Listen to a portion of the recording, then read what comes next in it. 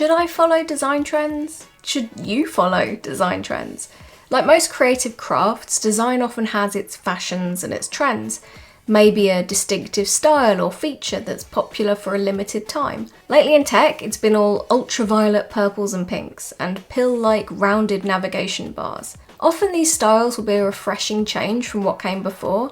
They've got this kind of eye-catching modern feel, but they can look really out of date 6 months or a year later. This doesn't mean you should never jump on board with a cool new design trend. You just gotta be conscious of how long your design needs to last, and whether using a fashionable style will make it look outdated later on.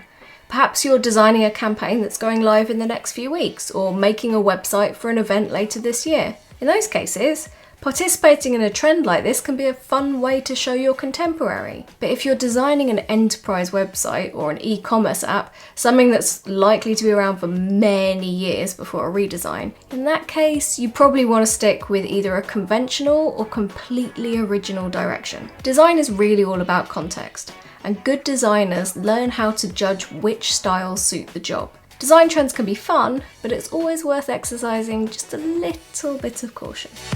Join us at penpot.app/courses.